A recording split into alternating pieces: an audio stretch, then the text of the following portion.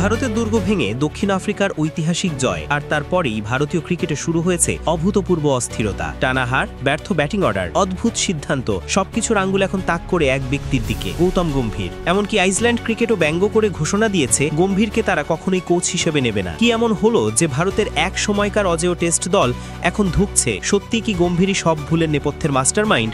চলুন জেনে নিই বিস্তারিত।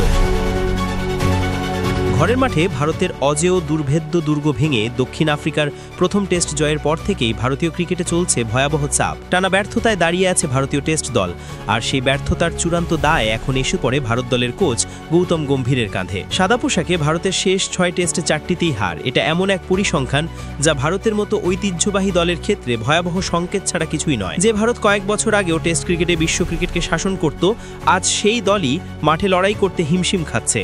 ব্যাটিং লাইন আপে অস্থিরতা, বোলিং ইউনিটে কাঙ্ক্ষিত পরিকল্পনার অভাব, সব মিলিয়ে প্রশ্নের মুখে পড়ে যায় গম্ভীরের কৌশল ও নেতৃত্বদানের ক্ষমতা। আর এই সমালোচনার আগুনে নতুন করে ঘি ঢালল আইসল্যান্ড ক্রিকেট। সামাজিক যোগাযোগ মাধ্যমে তারা একটি ব্যঙ্গাত্মক পোস্ট করে জানায়, আমাদের সমর্থকদের আশ্বস্ত করছি, গম্ভীরকে আমাদের জাতীয় দলের কোচ হিসেবে আমন্ত্রণ জানানো হবে না। আমাদের কোচের পদটি ইতিমধ্যেই পূরণ করা হয়েছে এবং আমরা 2025 সালে মোট ম্যাচের 75% জিতেছি। এই পোস্ট মুহূর্তের মধ্যে ভাইরাল হয়ে যায়। ভক্তরা হাসছে, সমালোচকেরা আরও তোপ দেখে দিচ্ছে গম্ভীরকে। মূলত গম্ভীর নিজের পথটাকেই কঠিন করে তুলেছিলেন তার অতি পরীক্ষা ও অতি পরিকল্পনার কারণে। দল গঠনের ক্ষেত্রে অবিরাম পরিবর্তন, ব্যাটিং অর্ডারে অদ্ভুত পরীক্ষা, সিনিয়র খেলোয়াড়দের সঙ্গে সমন্বয়ের অভাব, এই সব এক ছাতার নিচে সামলাতে গিয়ে গম্ভীর যেন দলকে আরও বিভ্রান্ত অবস্থায় ঠেলে দেন। ভারতীয় ক্রিকেটে সবসময়ই এক ধরনের স্থিতিশীলতা ছিল, কিন্তু গম্ভীর আসার পর দল যেন এক অদৃশ্য পরীক্ষাগারের মধ্যে পড়ে যায়। পরিবর্তন হতো দলে, কৌশলে, এমনকি টিম কালচারেও, কিন্তু এই পরিবর্তন থেকে কাঙ্ক্ষিত ফলাফল আসেনি। যখন ফলাফল আসে না, তখন সমালোচনা অবধারিত,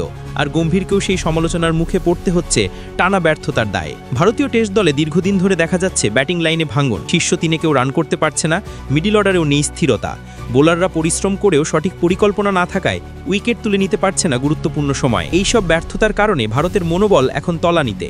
গম্ভীরের সাদা বলের কিছু সাফল্য থাকলেও লাল বলের ব্যর্থতা তা ঢাকা দিয়ে দিয়েছে। একসময় যে দল বিদেশের মাটিতে ইতিহাস গড়েছিল, আজ নিজেদের ঘরেই টেস্ট ম্যাচ বাঁচাতে হিমশিম খাচ্ছে।